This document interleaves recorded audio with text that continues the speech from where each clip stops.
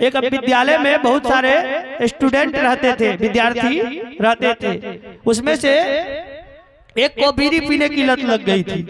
किसी एक विद्यार्थी को बीड़ी पीने की लत लग गई थी। अब उसको शिक्षक को पता चला कि इस विद्यार्थी को बीड़ी पीने की आदत लग गई है, तो देख देख करके दूसरे को भी लग सकती है। तो भगवान उसको बुलाए, विद्यार्थी को गुरुदेव बुलाए पास में, बोले क्यों पीते हो बीड़ी? कहा सरकार आदत लग गया है, अब ये छूटने वाला नहीं है। तो कहे अच्छा ऐसा करो, सप्ताह में एक दिन पी लिया करो, बाकी तुम्हारा आदत धीरे धीरे कंट्रोल हो जाएगा। तो वो इस बात को इस प्रकार ले गया कि जैसे ही अगला रविवार आया, सभी को बुला करके कहा सुनो, आज के दिन बीड़ी पीने का बड़ा महत्व होता है। अब बताइए उसको गुरुदेव क्या बोले कि तुम एक दिन पी लो सप्ताह में, ताकि तुम्हारा आदत नियंत्रित हो जाए। रोज पीते हो उससे बढ़िया एक दिन पी लो, धीरे धीरे तुम्हारा आदत छूट जाएगा। लेकिन वो क्या समझा रहा है अपने दोस्तों को बुलाकर कि आज के दिन बीड़ी पीने का बड़ा महत्व है। और विद्यार्थी पूछे आपको कौन कहा? तो कहे गुरुजी ने कहा। तब कहा सब अच्छा गुरुजी ने कहा है तब तो हम भी पिएंगे।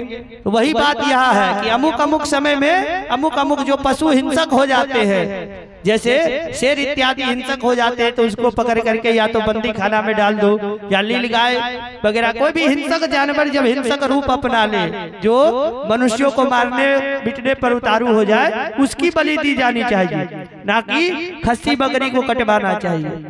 ये वही बात हो गई कि बोलना कुछ गया है और हम लोग समझ कुछ और लेते हैं। तो बीड़ी उसको नियंत्रित करने के लिए एक दिन कहा गया था, और वो सबको बताने लगा कि गुरुदेव ने ही हमको ऐसा कहा है कि आज के दिन बीड़ी पीने का बड़ा महत्व है। तो शास्त्र की बात को बहुत गंभीरता से लेना चाहिए। तो फिर एक प्राचीन बरही थे, उन्होंने उनके राज्य में बहुत सारे बलि प्रदान इत्यादि होते थे। तो वो बोले घबरा गए कि महाराज मेरे से तो बहुत भूल हो गई, मैं तो बहुत पशुओं का बलिदान कर दिया, अब इस पाप से छुटकारा कैसे मिलेगा? जो लोग अभी तक इस बात को नहीं जानते थे और अगर बलि प्रदान करवा चुके होंगे तो आगे से इस बात को ध्यान रखेंगे। हम तुम्हें एक बहुत बढ़िया कहानी सुनाते हैं, इस कहानी को समझ लो, बस तुम्हारा कल्याण हो जाएगा। आप लोग भी इस कहानी को मजाक में बिल्कुल मत लीजिएगा। जो इस कहानी को समझ जाएगा, आज बहुत गंभीर विषय है ये, भागवत जी का एक ऐसा विषय है जिसको आप अगर समझ लेंगे तो सारी भागवत आपके समझ में आ जाएगी। क्या सही है क्या गलत है, कौन आत्मा है कौन परमात्मा है, शरीर यहाँ मर जाता है उसके बाद क्या होता है, सब समझ में आ जाएगा। लेकिन इस कहानी को बहुत ध्यान से सुनेंगे, कान सबका इधर रहना चाहिए, बीच में कोई बातचीत नहीं करेंगे। अगर इसको मिस किए तो भागवत जी सुनने का कोई फल नहीं मिलेगा। बाद में हमको मत कहिएगा कि महाराज आप बोले थे कि भागवत जो जिस इच्छा से सुनेंगे वो प्राप्त होगा। उसका मेन मोटिव, मेन कहानी यहाँ शुरू होता है, इसलिए इसको बड़े गंभीरता से लेना है। बोल भक्त वत्सल भगवान की, श्रीमद् भागवत महापुराण की। तो महाराज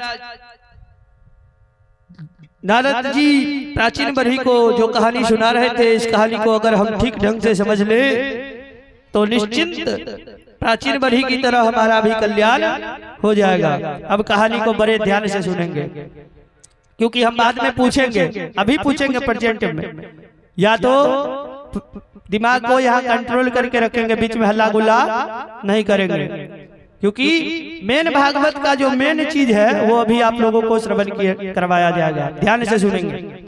दो मित्र थे, एक का नाम था अभिज्ञात और दूसरे का नाम था पुरंजन। क्या नाम था?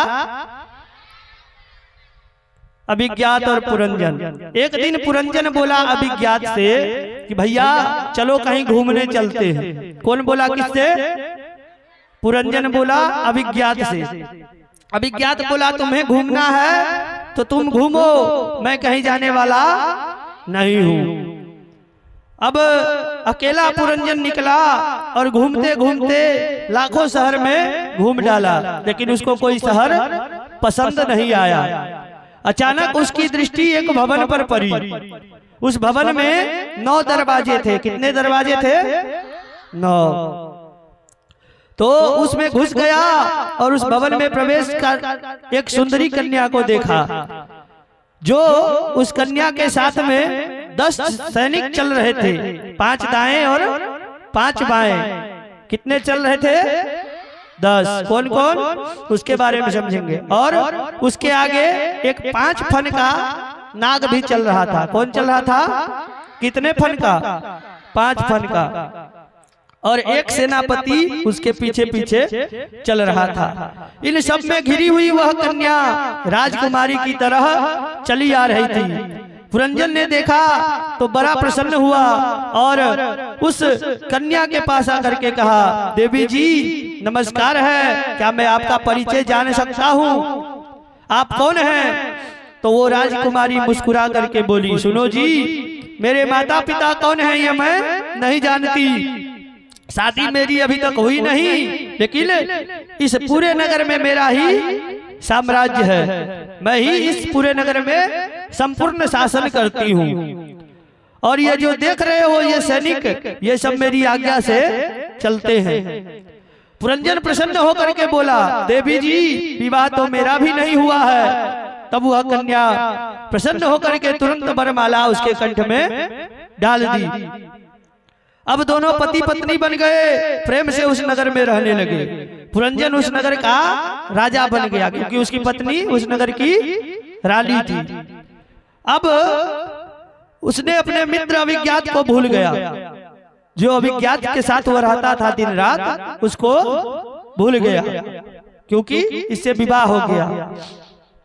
अपना गांव, अपना घर सब वह भूल गया। उस पुरंजनी को पाकर उसी शहर में बस गया और ऐसा फंस गया कि पुरंजनी उसको अपने अधीनस्थ नचाने लगी। उसका इतना गुलाम हो गया कि पुरंजनी रोवी तो पुरंजन भी रोने लगता था, और पुरंजनी हंसे तो पुरंजन भी हंसने लगता था। इतना गुलाम हो गया था। पुरंजनी नाचे तो वह भी नाचने लगता था, और गावे तो वो भी गाने लगता था। क्वचित गायति गायन्तां रुदत्यां रुदति, क्वचित हसत्यां हसति जलपत्यां अनुपश्यति। तो एक दिन की बात है, एक कन्या आई जो इतनी बदसूरत थी, जिस पुरुष से अपना विवाह का प्रस्ताव रखती थी वही भागता नजर आता था। इतनी बदसूरत थी, कोई उससे विवाह करना नहीं चाहता था। उसका नाम था कुमारी जरा देवी। क्या नाम था? मेरे प्राणों पर तो मेरे कुमारी जरा देवी। इतनी दुखी हुई कि उसने एक चंडवेग नामक गंधर्व के पास जाकर के रोने लगी। और गंधर्व राज बोले, देवी क्या कष्ट है तुम्हें? बोले, महाराज संसार में कोई पुरुष हमसे विवाह करना नहीं चाहता है। संसार में कोई पुरुष उससे विवाह करना नहीं चाहता है। चंडवेग ने कहा, देवी क्षमा करना, संसार में कोई तुमसे विवाह कर भी नहीं सकता है। क्यों? क्योंकि तुम्हारा स्वरूप जो है उसी को देख करके सब प्रसन्न हो जाते हैं। इतनी बदसूरत थी वो। तो बोला कि मेरी बात मानो, मेरे पास 360 गोरे सैनिक हैं। कितने गोरे? कितने गोरे? और 360 काली गंधर्वियां हैं। सैनिक कितने हैं? 360, और 360 ही गंधर्वियां हैं, सेविकाएं हैं। दोनों मिलकर के कितने हो गए? 360 और 360 कितने हो गए? 720। ध्यान रखेंगे। ये सारी फौज आज से मैं तुम्हें सौंप रहा हूँ। देवी जी सारी सेनाओं को साथ में लेकर के जाओ, और जो तुमको पसंद आए उससे तुम अपना विवाह रचाओ। यदि वो भागेगा तो ये सैनिक तुमको पकड़ करके ला करके देंगे, तुम्हारे हवाले कर देंगे। अब जरा देवी प्रसन्न हो गई, सारे काले गोरे सैनिक को साथ लेकर के चली गई। और अचानक उसकी नजर उस पुरंजन पे पड़ गया, जो पुरंजनी से विवाह कर चुका था, उस पे उसका नजर पड़ गया। और जैसे ही उसने सोचा विवाह का प्रस्ताव के लिए, पुरंजन तुरंत अपने घर में घुस गया। अब पुरंजन उसे पसंद आ गया। उसने जैसे विवाह के लिए सोचा तो पुरंजन घर में घुस गया। उसके नगर पर ही आक्रमण बोल दिया उसने। सैनिकों से कहा मैं कुछ नहीं जानती, पुरंजन को लाकर के मुझे दो। सैनिकों ने आक्रमण बोल दिया। अब पुरंजन को मात्र, पुरंजन के पास कितने सैनिक थे? 5 बाएं 5 दाएं और एक पीछे, टोटल 11। तो सैनिक के उसके पास, पुरंजन के पास मात्र 11 थे और इसके पास, जरा देवी के पास कितने थे? 720। अब तो जबरदस्त आक्रमण शुरू हो गया। पुरंजन नगर का सारा सैनिक मरते मरते एक एक करके मर गया और पुरंजन को पता भी नहीं चला कि कब नगर पर आक्रमण हो गया। वो तो महल में जाकर के आराम से सो गया। पता कब चला? जब जरा देवी सारी सेना के साथ भीतर घुस गई और महलों में पकड़ करके उसको बंदी बना लिया। अब पुरंजन चिल्लाया सैनिकों को, सारे सैनिक मारे जा चुके हैं। जरा ने खींच करके उसको ले जाने लगी, तब पुरंजन रोने लगा। हाय मैं बर्बाद हो गया, मैं लुट गया, अब मेरे बिना मेरी पुरंजनी कैसे रहेगी। हाय पुरंजनी कह के छाती पीट करके रोया और प्राण निकल गए। शास्त्रों का नियम है अंते यामपि साधति, जिसको मरते समय आप याद करेंगे अगला जीवन आपका उसी में होगा। जिस चीज को मरते समय आप याद करेंगे अगला जीवन आपका उसी योनि में होगा। तो स्त्री के प्रेम में दीवाना होकर के प्राण त्यागा था, तो दूसरे जन्म में उसको क्या बनना पड़ा? स्त्री। क्या बनना पड़ा?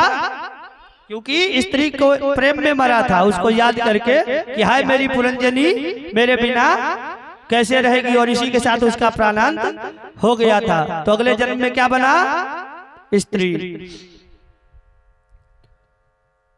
तो महाराज कई बच्चे उसके हो गए, विवाह हो गया एक मलय ध्वज राजा के साथ, और मलय ध्वज भी चल पड़े, भगवान को प्यारे हो गए।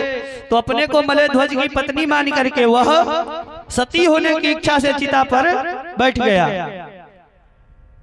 पुरंजन सती होने की तैयारी कर ही रहा था, इतना प्यार।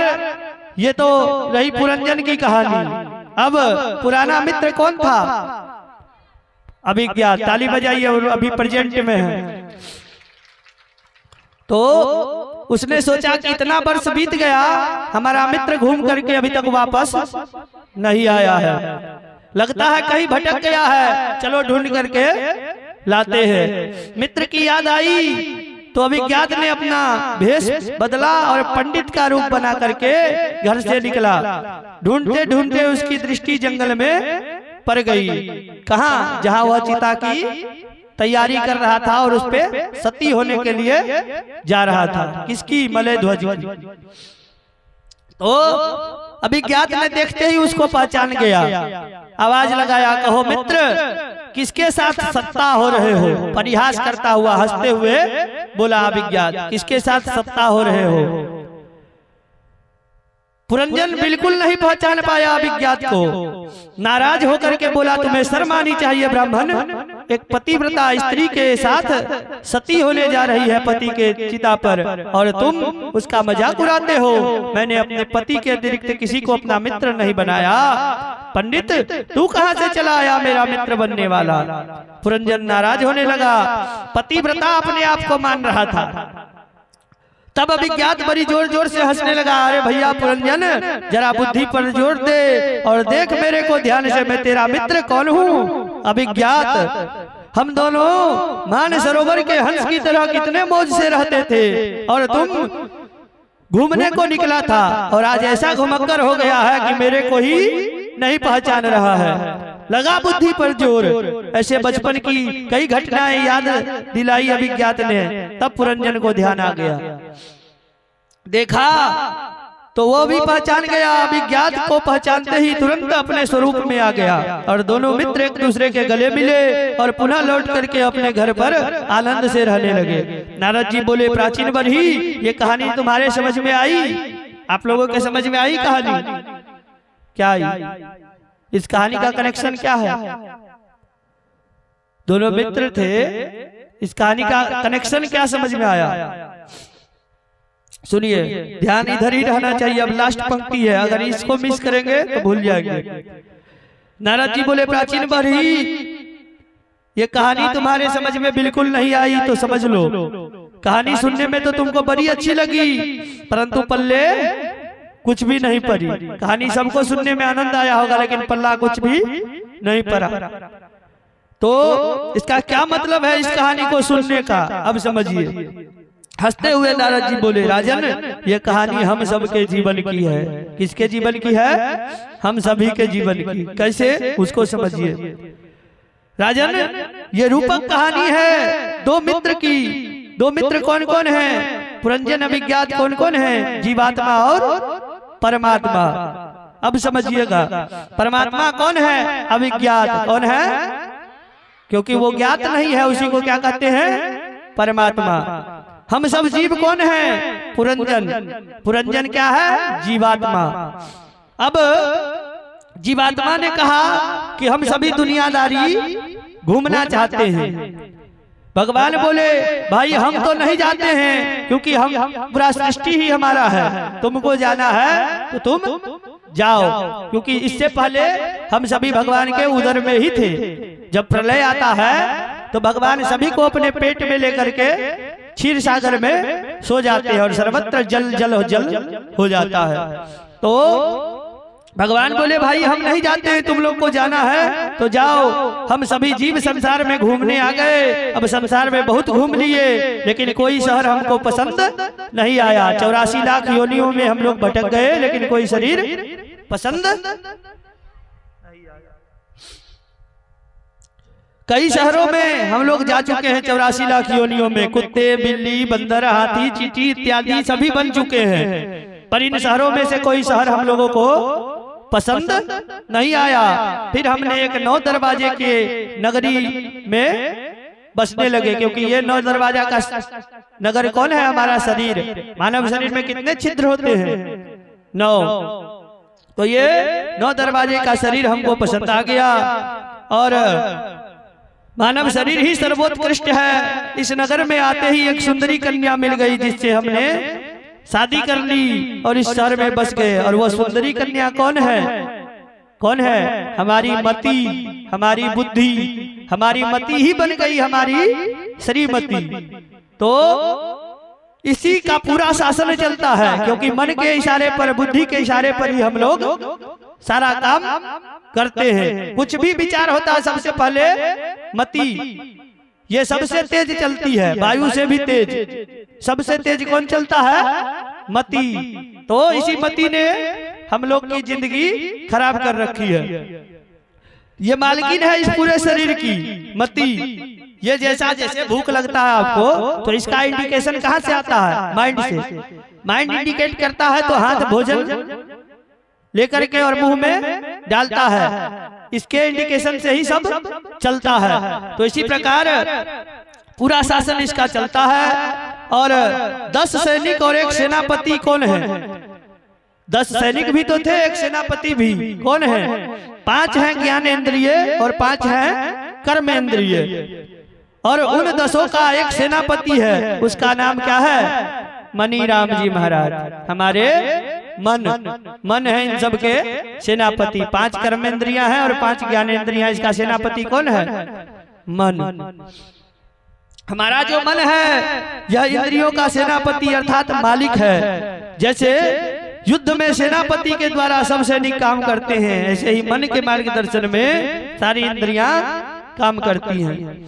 आपके कान भले ही कथा सुन रहे हैं, लेकिन मनी राम जी दुकान का हिसाब लगाने चले जाते हैं। तो कथा सुनते हुए भी आप कुछ नहीं सुन रहे हैं। समझ रहे हैं? अगर आप यहाँ बैठ करके कथा सुन रहे हैं, लेकिन दिमाग आपका कहीं और चल रहा है, तो आप कथा सुनते हुए भी प्रेजेंट हैं? नहीं है। इसीलिए मनी राम जी का शासन चलता है।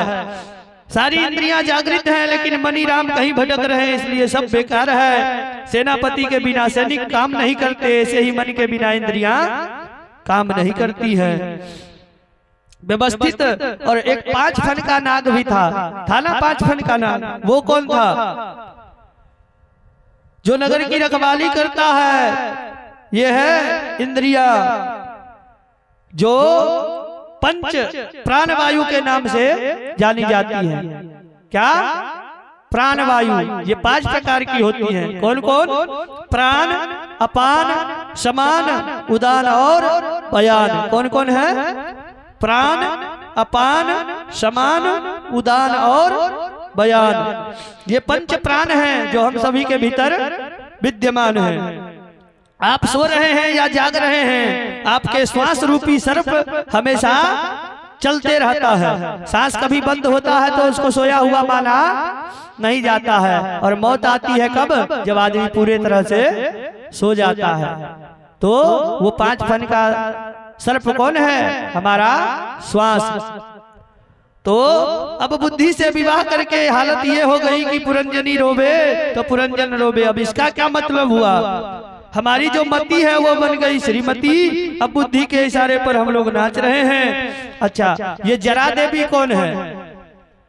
जरा देवी कौन है जिससे कोई विवाह करना नहीं चाहता है? उस जरा देवी का नाम है बुढ़ापा। बुढ़ापा से कोई विवाह करना नहीं चाहता। कोई संसार में है जो बूढ़ा होना पसंद करता है? कोई नहीं, क्योंकि इसे स्वीकार करना आसान नहीं है। चंडवेग ने कहा हमारे पास आओ, हम तुम्हें उपाय बताते हैं। मेरे पास गंधर्वों की एक सेना है। कौन सी सेना? संवत्सरो चंडवेग, जो काल चक्र है, जो दिन और रात रूपी काल चक्र है, वो चंडवेग गंधर्वराज है, जिसके पास दिन और रात रूपी काले गोरे सैनिक हैं। 320 और 320 कितने हैं? 720, 360। यही चेक कर रहे थे कितना है। 320 हम कह रहे थे, आप मान ले रहे। 360 सैनिक थे। कितने थे? 360। 360 दिन और 360 रात, तब जाकर के कितना होता है? 700। तो महाराज इसी सैनिक को साथ में लेकर के जरा देवी पुरंजन रूपी नगर में धावा बोल देती है। कब आक्रमण होता है हमारे नगर में हमको पता भी नहीं चलता। हमारे सारे सैनिक मारे जाते हैं। बुढ़ापा में क्या होता है? क्या होता है बुढ़ापा में? आंख से दिखना बंद हो जाता है। समझो एक सैनिक मर गया। समझो एक सैनिक मर गया और दूसरा कान से सुनना बंद। इसका मतलब दूसरा सैनिक मर गया। अब धीरे धीरे पैर से चलना भी बंद हो जाता है बुढ़ापे में। तीसरा सैनिक मारा गया। जब बुढ़ापा का आक्रमण होता है तो सब ठंडे पड़ जाते हैं और पुरंजन को पता नहीं चलता है। अच्छा, आप लोगों को जन्म की तारीख याद होगी, लगभग लोगों को याद होती है। विवाह की तारीख भी याद होती है। कोई यहाँ पे इतने बूढ़े लोग बैठे हुए हैं जो भी बूढ़े हो चुके हैं, 60 साल से ऊपर जो भी है। बाबा आपको याद है आप किस तारीख को बूढ़े हुए थे? याद है? किसी को पता है कि कोई किस तारीख को? आप बताएंगे पीछे वाले, पता है किस तारीख को आप बूढ़े हुए थे? अभी आपकी बाल दाढ़ी पक चुकी है, लेकिन ये बताइए कि आपको तारीख याद है आप किस तारीख को बूढ़े हुए थे? जन्म की तारीख याद होगी, विवाह का तारीख याद होगा, लेकिन किस तारीख को बूढ़े हुए ये किसी को पता नहीं चलता। इसलिए बुढ़ापा जब आक्रमण करता है तो हम लोग को पता नहीं चलता है। तो दिन और रात रूपी काल हम लोग को प्रतिदिन मार रहा है और हम लोग जन्म दिवस मनाते हैं, खुशी मनाते हैं कि आज हमारा बर्थडे है। अरे मूर्ख, तुम दिन प्रतिदिन काल के काल में जा रहे हो। तुम्हारे जीवन से इतना दिन समाप्त हो चुका है, तुम कमा नहीं पाए राम नाम को और कमा रहे हो अर्थ। ये अर्थ जब तुम एक्सीडेंट करोगे रोड पे तो अर्थ उठ करके तुमको उठाने नहीं आएगा। वो अर्थ बैंक में पड़ा रह जाएगा, क्योंकि एक लाइन है ना भजन का, तूने जो कमाया है वो दूसरा ही खाएगा, खाली हाथ आया था खाली हाथ जाएगा। तो खाली हाथ हमको जाना नहीं है, हमको राम नाम लेकर के जाना है। वही एक नाम हजारों पाप को काटता है और उसी के प्रभाव से हम लोग स्वर्ग और नरक में जाते हैं। तो जो कमा नहीं पाए, जैसे आप लोग जाते हैं कहीं ससुराल जाना होता है तो पैकिंग होती है ना 3-4 दिन पहले, या कहीं भी जाना हो, दूर जाना हो, मान लीजिए कल वृंदावन जाना है तो 2 दिन पहले से सामान पैकिंग होती है। लेकिन जहाँ सबको जाना है, ये मृत्यु लोक है, यहाँ कोई जिंदा रह सकता है? सबको मरना है। उसकी तैयारी कोई करता है? कोई नहीं। तो उसकी तैयारी क्या है? कलयुग केवल नाम आधारा। बार बार बताया जाता है शास्त्रों के माध्यम से। कल को जाकर के आप जब भगवान से शिकायत करेंगे, जब भगवान आपको नरक भेजेंगे तो नरक में एक यातना देह मिलता है, बताए थे इस कथा को आप लोग श्रवण कर चुके हैं। तो वो यातना देह ऐसा होता है कि जिसके ऊपर से ट्रक चला दीजिए या कुछ भी कर दीजिए, दर्द पीड़ा प्रॉपर देगा लेकिन वो शरीर मरेगा नहीं। आप यमराज से कहेंगे कि भैया हमको मार दो, लेकिन आप मरेंगे नहीं। यमराज कहेगा आप नहीं भैया, अभी कहा, अभी 10,000 वर्ष और भोगो। 10-10 हजार वर्ष तक आपको कड़ाही में छाना जाएगा। उसको यातना देह कहते हैं। भगवान उस शरीर का निर्माण इसलिए करते हैं कि जो मांस इत्यादि खाते हैं, शराब इत्यादि पीते हैं, वो कहते हैं मरने के बाद हम क्या करेंगे, क्या होगा, जो होगा देखा जाएगा। मरते तो हम यही हैं, शरीर को हमारा जला दिया जाता है, तो फिर भोगेगा कौन। तो आत्मा को यातना देह मिलता है और तब जाकर के उसको कई हजार वर्ष तक 28 प्रकार के नरक हैं, एक एक करके 10-10 हजार वर्ष तक उसमें भोगाया जाता है। तब प्राणी को समझ में आता है कि मनुष्य जन्म बहुत अनमोल था। हम लोग कितना बड़ा घाटा होगा पता है आप लोग को। 84 लाख योनि में भटकना पड़ेगा फिर से। अगर इस जन्म में अगर आप लोग भगवान के नहीं हुए तो फिर से आपको 84 लाख योनि में जाना पड़ेगा, फिर से चींटी बनना पड़ेगा, फिर से गीदड़ बनना पड़ेगा, फिर से कुत्ता इत्यादि बनना पड़ेगा। क्योंकि कलयुग की आयु कितनी है, 4,32,000 वर्ष, और अभी बीता कितना है 5,251 वर्ष। इस बात को हमेशा याद रखिए, जो राम का नहीं वो किसी काम का नहीं। क्या बोलना पड़ेगा, ऐसे नहीं प्यारे। पीछे से आवाज नहीं आ रही है। जिसको भगवान ने 2 हाथ दिए हैं, दोनों हाथ उठा करके बोलेंगे जय जय श्री राधे श्याम। तो महाराज जैसे भजन करने के कोई उम्र नहीं होती है। भजन ये जरूरी नहीं है कि आप बुढ़ापा में करें। कोई भाई यमराज से लिखवा करके आए हैं कि हम बूढ़े तक जिएंगे, कोई लिखवा करके आए हैं कि कल क्या होगा। आप जानते हैं कल को क्या होगा, नहीं जानते हैं। 1 मिनट में मतलब एक कहावत है, बिना मुहूर्त के उठा ली जाएगी। भगवान का जब आज्ञा होगा तो उसके लिए फिर कोई मुहूर्त नहीं बनाया जाएगा, बिन मुहूर्त के उठा ली जाएगी। इसलिए हम लोग क्या करेंगे, भजन करेंगे। क्या करेंगे, कब करेंगे, जब जागो तभी सवेरा। मतलब अभी हमारे प्राण चल रहे हैं, सांस चल रही है, तो अभी कमा लीजिए, कल कोई किसने देखा है। इसीलिए हम लोग एक भजन को गाएंगे। भजन करो मस्त जवानी में, बुढ़ापा किसने देखा है। भजन करो मस्त जवानी में, बुढ़ापा किसने देखा है। भजन करो मस्त जवानी में, बुढ़ापा किसने देखा है। भजन करो मस्त जवानी में, बुढ़ापा किसने देखा है।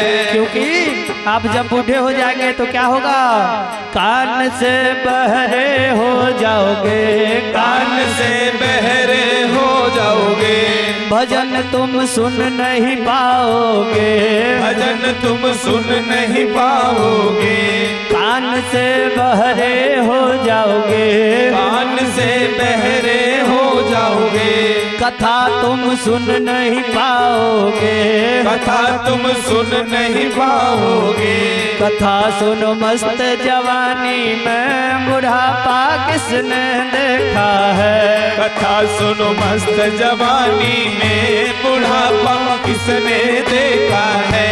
भजन करो मस्त जवानी में, बुढ़ापा किसने देखा है। भजन करो मस्त जवानी में, बुढ़ापा किसने देखा है।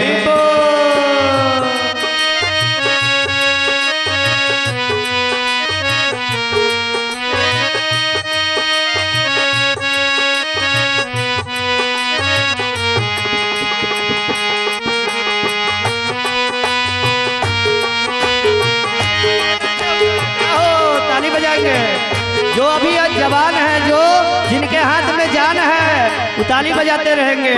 दूसरा लक्षण क्या होगा, आंख से अंधे हो जाओगे, आंख से अंधे हो जाओगे। दरस तुम कर नहीं पाओगे, दरस तुम कर नहीं पाओगे, आँख से अंधे हो जाओगे, आँख से अंधे हो जाओगे, दरस तुम कर नहीं पाओगे, दरस तुम कर नहीं पाओगे। दरस करो मस्त जवानी में, बुढ़ापा किसने देखा है। दरस करो मस्त जवानी में, बुढ़ापा किसने देखा है। भजन करो मस्त जवानी में, बुढ़ापा किसने देखा है। भजन करो मस्त जवानी में, बुढ़ापा किसने देखा है। ताली बजाते रहेंगे जिनको परमात्मा ने, जिनका हाथ अभी स्वस्थ है। मान लीजिए किसी को हाथ काम नहीं कर रहा है और उसका इच्छा है अभी भजन करने का, तो कैसे करेगा।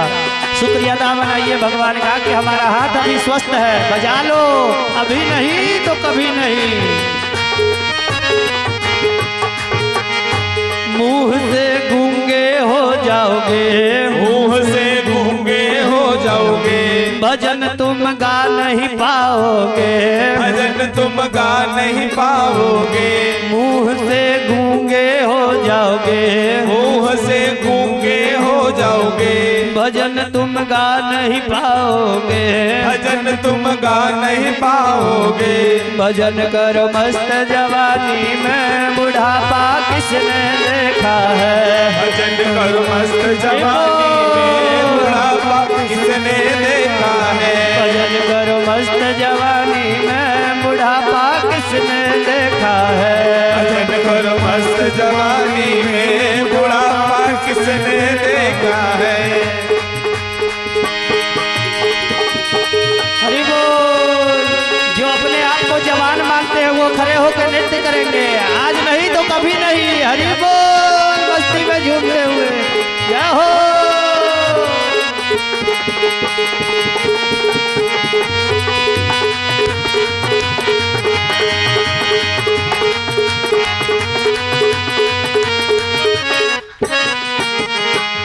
हाथ से लूल्हे हो जाओगे, हाथ से लूल्हे हो जाओगे, दान तुम कर नहीं पाओगे, दान तुम कर नहीं पाओगे। हाथ से लूल्हे हो जाओगे, हाथ से लूल्हे हो जाओगे, ताली तुम बजा नहीं पाओगे, तुम कर नहीं पाओगे।